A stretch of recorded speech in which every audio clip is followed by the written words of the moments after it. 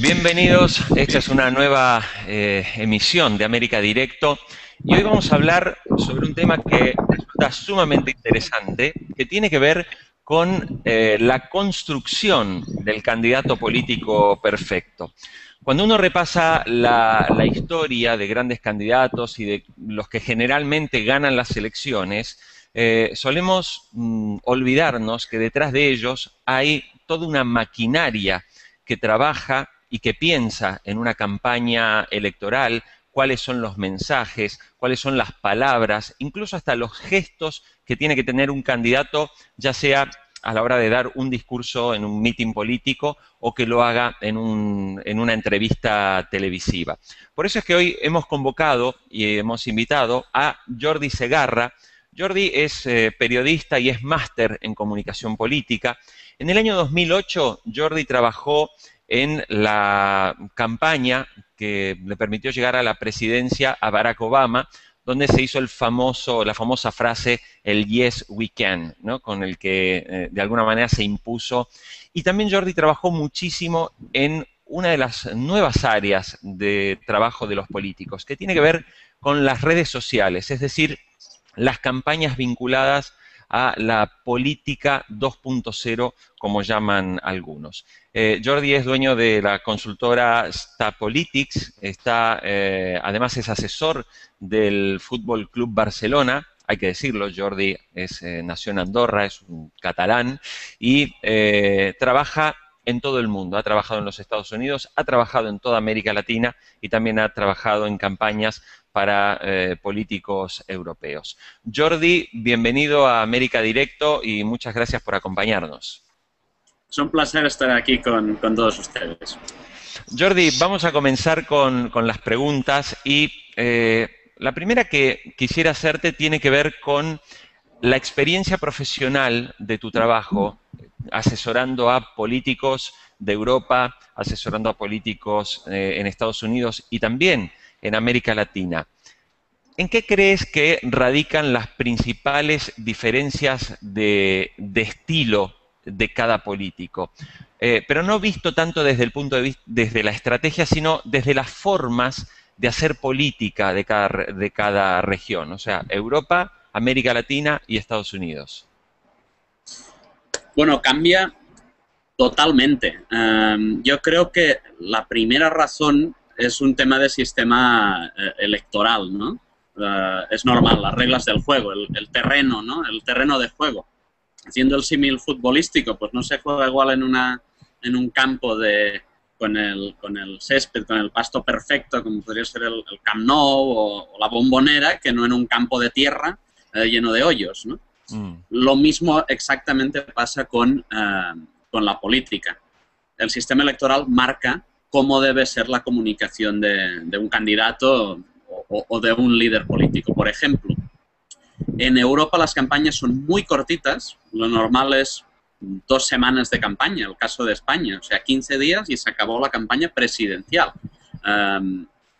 Por ejemplo, en México, país en el que tenemos oficina y trabajamos mucho, la gente se queja, los candidatos, porque han recortado de 90 a 45 días las campañas a gobernadores. Las presidenciales las recortaron de 180 a 90 días. Imaginen campañas de 15 días. Esto marca totalmente. ¿Qué provoca? Que en Europa se basa en lo que se le llama campaña continua. O sea, la real campaña de comunicación se hace durante los 4 años de mandato y luego los 15 días sirven únicamente pues, para motivar, movilizar a los tuyos, a los electores, y es lo que los americanos llaman un GOT, ¿no? Un get out of vote, o sea, cómo llevarlos a votar. Si hablamos ya de América, de entrada decir que es la Champions League de la política. O sea, para mí hay 3 países en los que se desarrolla más nivel en una campaña política. Estos países son, obviamente, Estados Unidos, el segundo sería Brasil y México. ¿Qué diferencias hay? Estados Unidos lo tiene todo. Tiene campañas con muchos recursos, campañas largas y campañas de tierra y de aire. ¿Qué quiere decir esto? Campaña de aire entendemos la campaña mediática. Televisión, radio, internet. y tierra sería la campaña de llamar puerta a puerta, de calle, de voluntarios, digamos, sobre el campo de batalla, ¿no? Sería el 1 a 1. El caso de México, hay más tierra que aire, y en el cambio de Brasil es al revés, hay más aire que tierra. Vuelve a ser lo mismo, sistema electoral.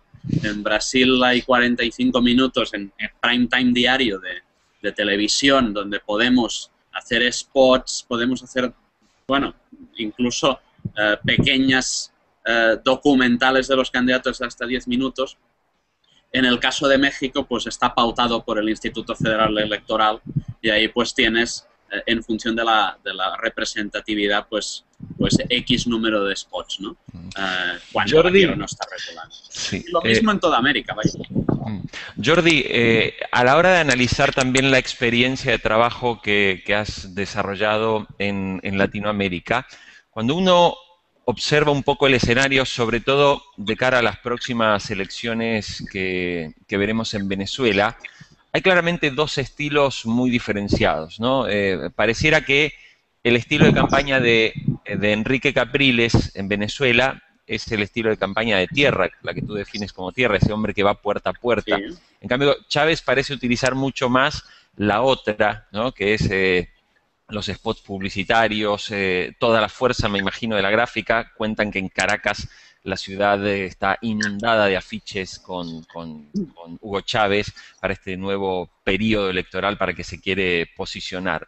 Si tuvieras que hacer un análisis de estos dos candidatos a día de hoy, ¿no? Chávez y Capriles, ¿dónde fijarías, digamos, las principales diferencias, más allá de las que son muy evidentes?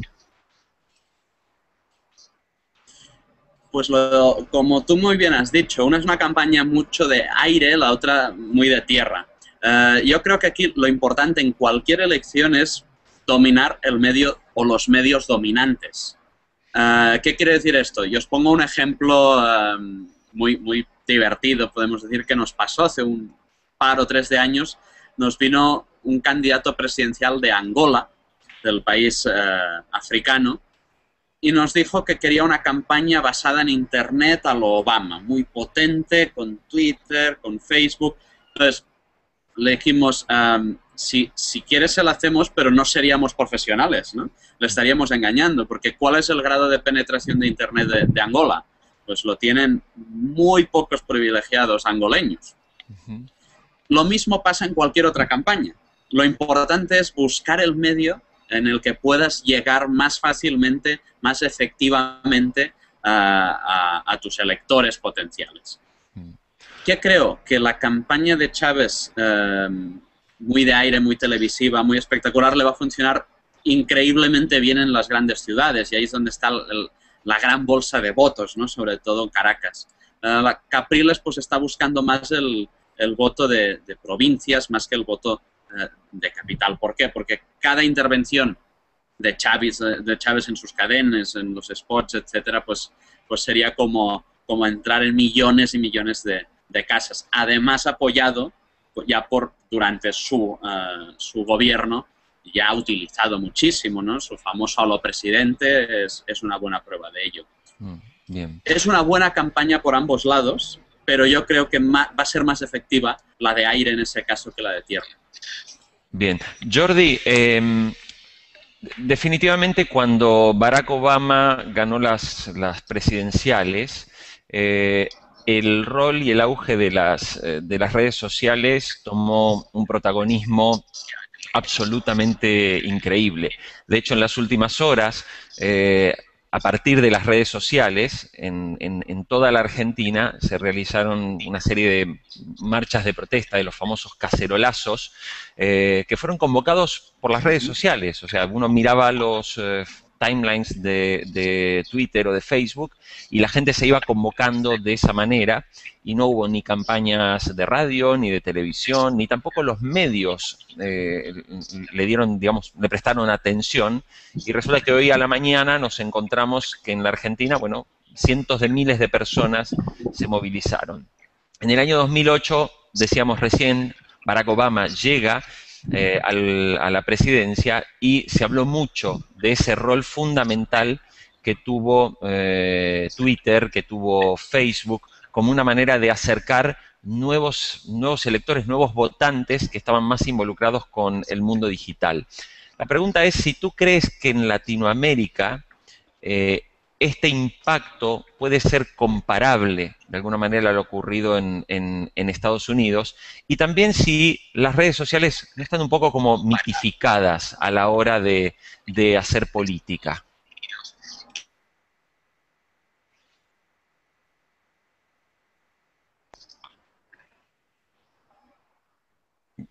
Jordi, ¿estás online? A ver si recuperamos la comunicación. Creo que no nos está oyendo. Sí, sí, aquí estoy. Bien, a ver si has podido oír la ¿Me pregunta que te escuchan hacía. bien? Ahora te escucho bien, ahora te escucho bien. ¿Me escuchas bien? Sí, sí, perfectamente, Jordi, te estamos escuchando. ¿Tú nos oyes bien? Sí. Sí, sí, sí, perfectamente. Vamos a ver, yo creo que, como todo, ¿no? Las redes sociales es una parte de la campaña. El error normalmente radica en pensarse que solo con las redes sociales vas a ganar, o porque un candidato tiene más seguidores en Twitter, tiene más fans en Facebook, pues es el que va mejor colocado. Y pruebas de eso, pues tenemos varias de desengaños, ¿no? Pues el caso de Ant muy bien en las redes, pero offline su campaña no funcionó. Hay otros ejemplos, ¿no?, que podríamos. Cada país es diferente. Por ejemplo, Brasil, las redes sociales influyen tanto o más como en Estados Unidos, por un tema de penetración de Internet y por el uso. Cada una de las redes sociales pues tiene también su intríngulis, ¿no? Twitter tiene una perversión. Es muy bueno para generar debate, pero y la experiencia que hemos tenido en muchos países nos ha dicho que no se ganan votos en Twitter, se mueven conciencias en Twitter, ¿no?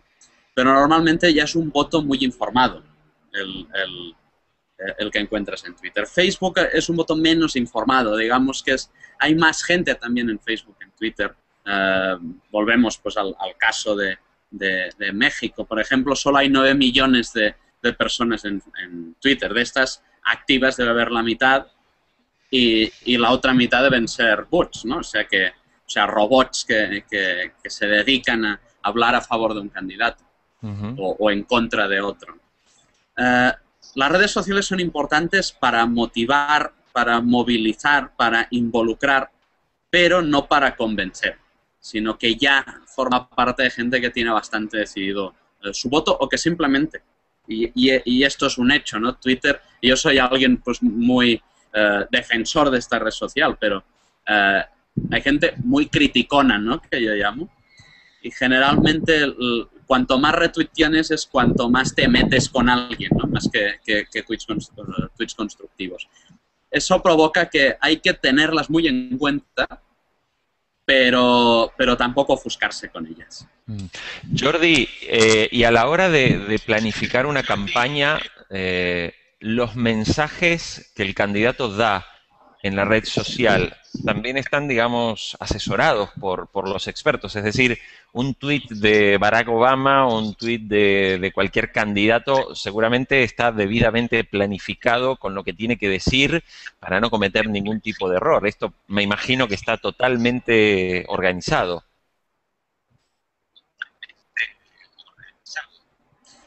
Sí, vamos a ver, hay candidatos que ya tuitean de por sí o que ya lo hacían antes de ser candidatos. Yo soy yo estoy a favor de que si un candidato no utilizaba Twitter, no juguemos a que lo utiliza, ¿no? Pues porque puede ser un tiro por la culata. Es decir, pongamos por caso Mariano Rajoy en España. Nunca había tuiteado.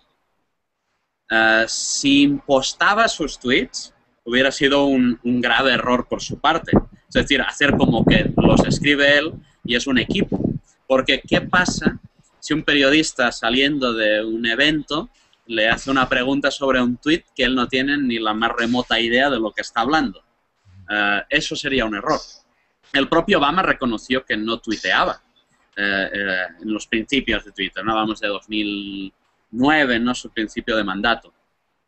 Yo creo que es mejor separar lo que es equipo, los tweets de equipo, los tweets de partido, de los tweets de candidato.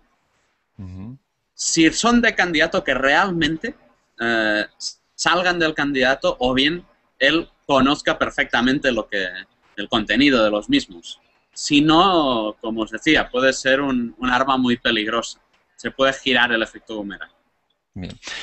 Jordi, nos gustaría que a partir de tu ya larga experiencia, digo, cuando uno mira un poco tu historia, bueno, has ganado 9 Polly Awards, que es un premio que se da en Estados Unidos a la comunicación política, como se define, es el Oscar de la comunicación política. Digo, te has ganado 9, no son pocos. Por otro lado, también has sido elegido Rising Star 2009 por la revista Campaigns and Elections Politics Magazine. Digo, cuando uno mira tu historial, evidentemente nos gustaría que con la información que tienes, con lo que vas viendo de lo que ocurre en Latinoamérica, que nos definieras con adjetivos concretos y específicos el estilo de comunicación de cada, más que candidato, en muchos casos te estoy hablando de los presidentes. Y me gustaría empezar, por ejemplo, con Dilma Rousseff, la presidenta de Brasil. ¿Cómo la definirías en 4 o 5 palabras con su estilo de comunicación?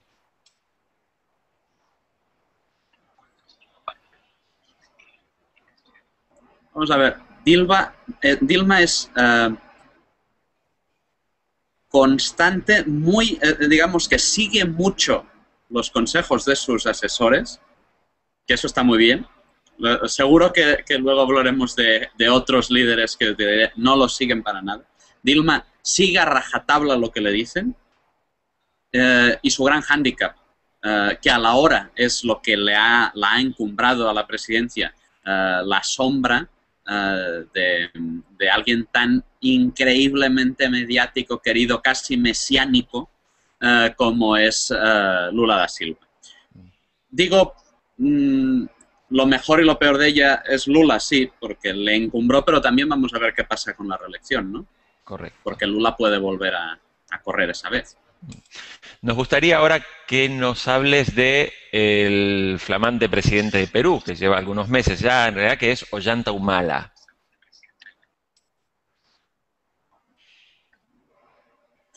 Bueno, Humala yo le diría reconversión, ¿no? O transformación, clarísimo, ¿no? Es un Ollanta totalmente diferente el de la última campaña presidencial en Perú que el Ollanta de contiendas anteriores. Digamos, mucha gente le dijo que es un lobo con piel de cordero.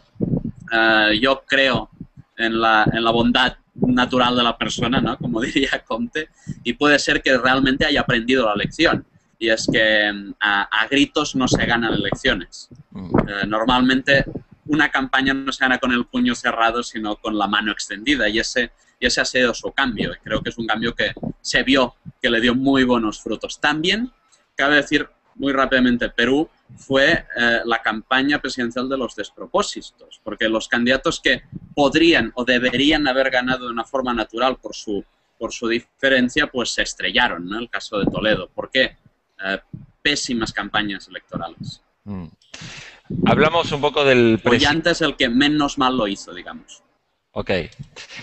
Hablamos también de Piñera, el presidente de Chile, que cuando uno mira un poco tanto su gestión como su campaña, parece haber sido muy basada en eslogans, ¿no?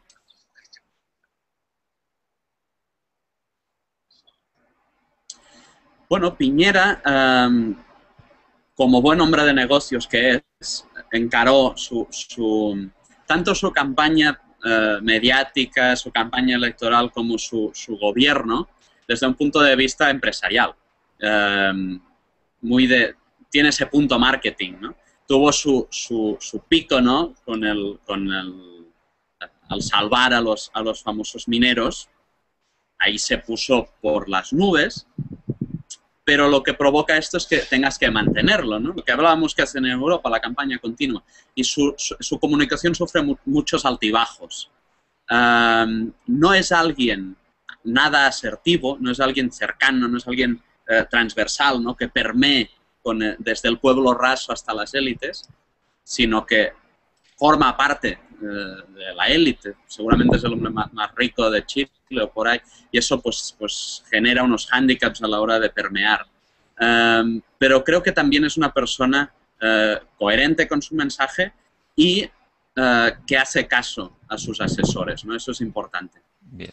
Sobre todo en perfiles como él, ¿no? Gente de mucho poder, acostumbrada a mandar. Él ha sabido dejarse asesorar. Bien. Vamos a hablar ahora de la presidenta argentina, Cristina Fernández de Kirchner. Bueno, Cristina Kirchner creo que es un magnífico ejemplo de cómo aprovechar lo que se le llama storytelling, ¿no? Tu hoja de vida, tu historia de vida. Su papel de viuda ha supuesto, bueno, unos éxitos sin precedentes. Lo ha hecho realmente muy bien, sabe comunicar muy bien a cámara. Es alguien que si no fuera pues presidenta, si no fuera política, pues podría dedicarse a estar en el otro lado, ¿no? Podría hacerme la competencia y ser asesora de candidatos, lo haría muy bien. Sin duda, creo que es una figura mediática muy potente. El presidente electo de México, Enrique Peña Nieto. Pues Peña Nieto podría acercarse desde el punto de vista de imagen al candidato perfecto, ¿no? Que hablábamos. Su imagen es ideal para un candidato. Su tono de voz, su manera de hablar. Es alguien que escucha muchísimo a sus asesores. Es alguien que sabe moverse dentro del espacio muy bien. Errores, pues como todo el mundo los ha cometido. Él cometió uno, ¿no? Una vez salió digamos, del papel de candidato perfecto y pasó en Guadalajara el famoso tema de los libros. No sé si llegó afuera de México, ¿no? Pero bueno, le preguntaron sobre libros y no supo responder correctamente en una feria del libro, ¿no? Eso, aquí se ve que cualquier pequeño error, y más hoy día con las redes sociales, se va a maximizar de una manera increíble, ¿no? Por eso es importante saber hablar, pero también saber callar, ¿no? Lo que se llama gatekeeping, ¿no? Lo que digo y lo que no. Y creo que esto también lo ha aprendido muy bien Enrique Peña Nieto, ¿no? Después de ese pequeño tropiezo. Bien. Vamos a hablar ahora del presidente de Ecuador, Rafael Correa. Bueno, un monstruo mediático al estilo Chávez. Hablábamos del aló presidente hace un rato. Las sabatinas de Correa, pues es una versión ecuatoriana de Chávez, mediáticamente hablando. Es alguien rudo en su discurso, es alguien que no tiene miedo a insultar. En muchos países eso sería un error garrafal. En su caso, pues parece que le va funcionando, ¿no? Ese estilo de yo no soy político y despotrico de los políticos, pues parece que le funciona. Y sobre todo aprovecha la maquinaria mediática que tiene a su disposición, ¿no? Con cadenas televisivas, con su programa, con unos derroches muy grandes de recursos en medios de comunicación y sabe moverse muy bien en esas aguas. Hablamos ahora naturalmente, de Hugo Chávez, el presidente venezolano, que parece ser, como tú decías, el gran inspirador de Rafael Correa, ¿no? Bueno, yo invito a la gente a que vea, sacándose, digamos, de prejuicios, ¿no? Eso es importante en mi profesión, ¿no? No tener los prejuicios, o sea, ser capaz de ver a alguien sabiendo que no lo vas a votar nunca. O sea, yo nunca votaría por Chávez, pero sí puedo ver todo lo bueno que hace. Y el punto de vista mediático es espectacular. el punto de vista de oratoria es espectacular. O sea, la forma que tiene de dar un discurso y luego cambiar de registro, la forma que es capaz de explicar un chiste, ¿no? Hacer broma en su programa a lo presidente, el momento en el que es capaz de ponerse serio y parecer pues el general, ¿no? El militar. Esos cambios de registro, digamos que es un actor perfecto ese hombre. Y eso hace pues que tenga esos índices de popularidad y que sea tan difícil ganarle en una contienda electoral. Vamos a hacer los dos últimos para luego hablar un poco también de la campaña de Estados Unidos, pero me gustaría que hicieras una valoración de el presidente uruguayo Mujica, que, como bien sabes, además, su estilo, digamos, de hombre muy austero, le ha llevado, digamos, a una alta popularidad en la región. ¿Cómo ves el manejo tanto de la comunicación de Mujica como de su estilo también de gobernar? Bueno, de entrada debe ser, no le conozco personalmente, pero debe ser el peor cliente que un asesor político puede tener, porque estoy convencido que no escucha ni hace el más, o a lo mejor les escucha, pero no les hace el más remoto caso, ¿no? Sino que va por la libre, sin duda. Eso le funciona bien. Le funciona bien en un país como Uruguay, a lo mejor en otros países no funcionaría, ¿no? Un país pequeño en términos de población y un país pues que al ser pequeño en términos de población, el ser muy parecido a la gente, ¿no? En ser alguien que te podrías encontrar por la calle o tomarte un café en cualquier cafetería, en cualquier bar de Montevideo, le funciona muy, muy bien. Ahora bien, a la hora de, digamos, extrapolar fuera del país, pues hace que sea un líder, un presidente inexistente. ¿Por qué? Porque no se le toma en serio fuera, justamente por algo que le va tan bien dentro del país, ¿no? Y es ese estilo. Ya te digo, trabajar con él tiene que ser un horror, porque seguro no te escucha, pero chapó por lo bien que le sale y lo bien que saca rédito a su estilo, ¿no? Bien, y no puedo dejar de preguntar, sobre todo por el momento que está viviendo España en este momento, con Mariano Rajoy, ¿no? O sea, alguien que llegó, pareciera más por los errores de su predecesor que por sus propias virtudes. Pero tú, como finalmente alguien que vive en parte en territorio español, en tus periodos, tus tiempos en Barcelona, bueno, ¿cómo ves hoy a Mariano Rajoy? Bien, Rajoy como candidato es un horror, y cabe decirlo, un horror en el sentido de que habla con un tono de voz chistoso, tiene tics tanto verbales como tics, digamos, en su gesto, es muy poco mediático, pero ha aprendido también lo que decíamos hace unos momentos, ¿no? Ha aprendido cuándo hay que hablar y cuándo no hay que hacerlo. Ahora a lo mejor está callando demasiado, ¿no? Se está criticando mucho esto en España, ¿no? De que no está dando la cara, no está tomando las riendas o no da la sensación de que toma las riendas. Creo que es alguien muy trabajador, muy de hacer trabajo de hormiguita y por detrás. Creo que su error a día de hoy es no saber mostrar de cara a los españoles, de cara al público, el trabajo que pueda estar haciendo. Si mejorara esa faceta, mejoraría mucho su imagen en general. Estoy seguro que trabaja mucho, pero no se nota, ¿no? Es como esa persona, ¿no? Que cuando está encerrado en casa trabaja 12 horas, pero cuando lo ves por la calle, pues está tumbado. Bien. Entonces, la gente que va a pensar, pues este es un vago. Y no es la razón, ¿no? Es mala imagen o mala gestión de su imagen. Bien.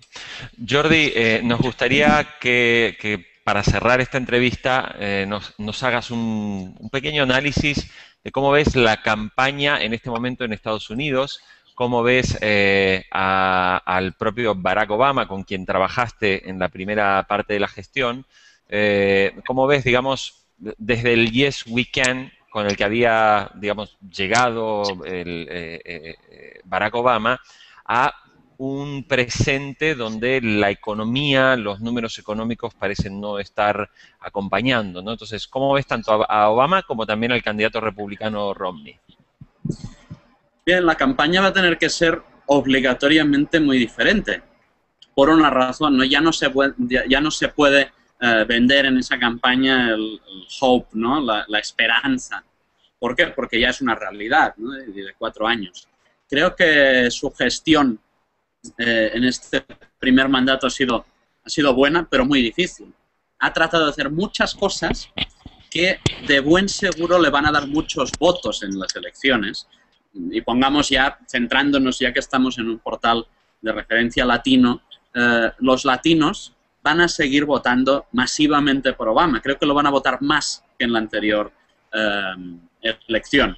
¿Por qué? Porque realmente ha tratado de hacer mucho. Luego no ha podido cuajar, pero ya por temas políticos, por temas de Congreso y de Senado, ¿no? Su Dream Act era algo que hubiera solucionado la vida a muchísimos latinos residiendo en los Estados Unidos. Ha intentado hacer muchas cosas, ¿no? En lugar de poner más barreras entre México, literalmente barreras, muros entre México y Estados Unidos, pues tratar de suavizar relaciones y que haya diálogo, ¿no? Trabajar con la mano abierta y no con el puño cerrado, como hablábamos hace un rato. Ahora bien, ya no está el factor sorpresa, ya no está el factor ilusión, la situación económica no tiene nada que ver. Y también hay un punto importante, ¿no? Y es que en política, y sobre todo en política en campañas tan largas como en Estados Unidos, si no hay dinero, pues muy mal, porque no se pueden hacer las cosas. Y el flujo de caja está yendo más bajo que en el 2008. ¿Por qué? Pues porque la gente ya no está para aportar tanto capital a las campañas, ¿no?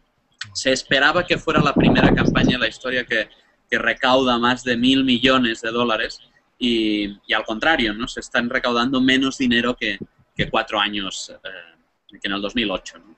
Correcto.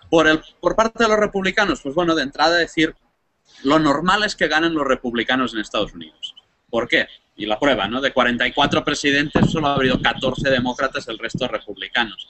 Porque tienen la maquinaria electoral mejor engrasada, el storytelling mejor engrasado y tienen lo que se llama el framing, ¿no? Esas manera de hacer entender a la gente en lenguaje que todos entiendan, el 100% de la población entienda los mensajes que ellos quieren dar.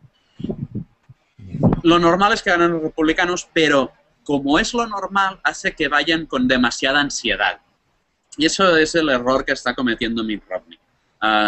Ahora lo acabamos de ver, ¿no? No se puede tratar de sacar partidos, sacar tajada del 11S en Estados Unidos. Uno tiene que recordar a las víctimas y simplemente ponerse, digamos, en unidad.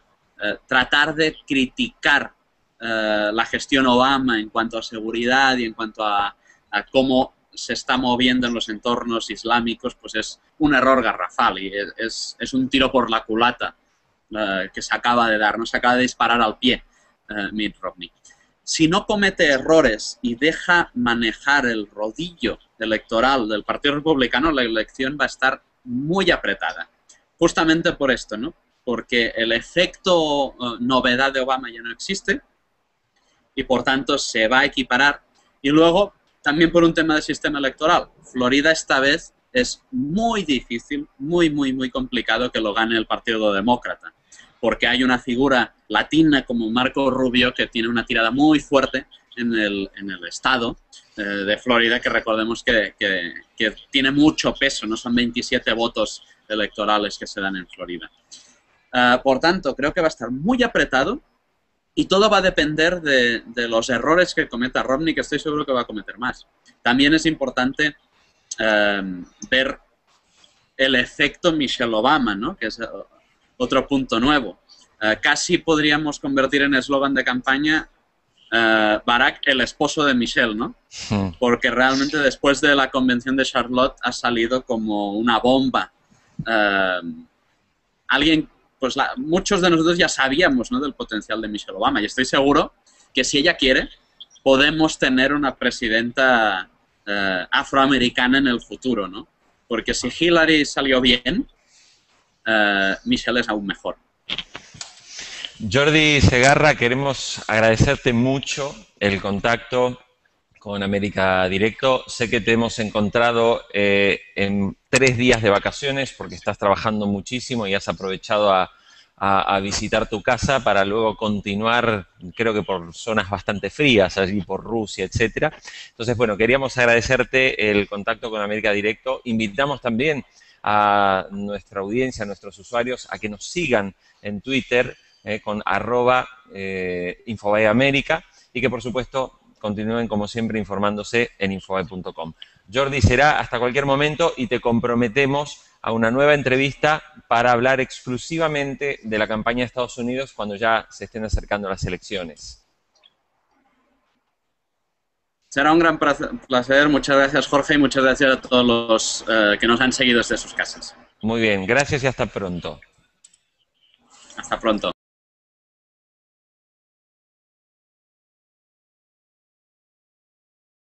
Lo normal es 2 semanas de campaña, el caso de España, o sea, 15 días y se acabó la campaña presidencial. Por ejemplo, en México, país en el que tenemos oficina y trabajamos mucho, la gente se queja, los candidatos, porque han recortado de 90 a 45 días las campañas a gobernadores. Las presidenciales las recortaron de 180 a 90 días. Imaginen campañas de 15 días. Esto marca totalmente. ¿Qué provoca? Que en Europa se basa en lo que se le llama campaña continua. O sea, la real campaña de comunicación se hace durante los 4 años de mandato y luego los 15 días sirven únicamente pues, para motivar, movilizar a los tuyos, a los electores, y es lo que los americanos llaman un GOTV, ¿no? Hemos convocado y hemos invitado a Jordi Segarra. Jordi es periodista y es máster en comunicación política. En el año 2008, Jordi trabajó en la campaña que le permitió llegar a la presidencia a Barack Obama, donde se hizo la famosa frase, el Yes, we can, ¿no? Con el que de alguna manera se impuso.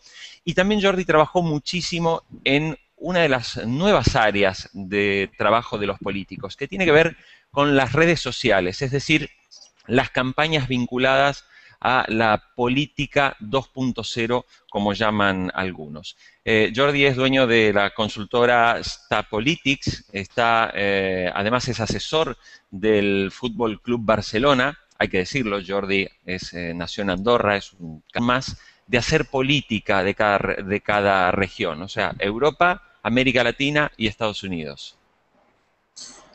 Bueno, cambia totalmente. Yo creo que la primera razón es un tema de sistema electoral, ¿no?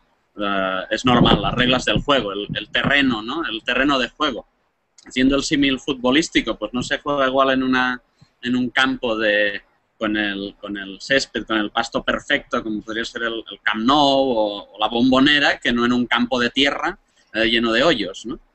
Lo mismo exactamente pasa con la política. El sistema electoral marca cómo debe ser la comunicación de un candidato o de un líder político. Por ejemplo, en Europa las campañas son muy cortitas. Bienvenidos, esta es una nueva emisión de América Directo y hoy vamos a hablar sobre un tema que resulta sumamente interesante, que tiene que ver con la construcción del candidato político perfecto. Cuando uno repasa la historia de grandes candidatos y de los que generalmente ganan las elecciones, solemos olvidarnos que detrás de ellos hay toda una maquinaria que trabaja y que piensa en una campaña electoral, cuáles son los mensajes, cuáles son las palabras, incluso hasta los gestos que tiene que tener un candidato, ya sea a la hora de dar un discurso en un meeting político o que lo haga en una entrevista televisiva. Por eso es que hoy es catalán y trabaja en todo el mundo. Ha trabajado en los Estados Unidos, ha trabajado en toda América Latina y también ha trabajado en campañas para políticos europeos. Jordi, bienvenido a América Directo y muchas gracias por acompañarnos. Es un placer estar aquí con todos ustedes. Jordi, vamos a comenzar con las preguntas y la primera que quisiera hacerte tiene que ver con la experiencia profesional de tu trabajo, asesorando a políticos de Europa, asesorando a políticos en Estados Unidos y también en América Latina. ¿En qué crees que radican las principales diferencias de estilo de cada político? Pero no visto tanto desde el punto de vista, desde la estrategia, sino desde la forma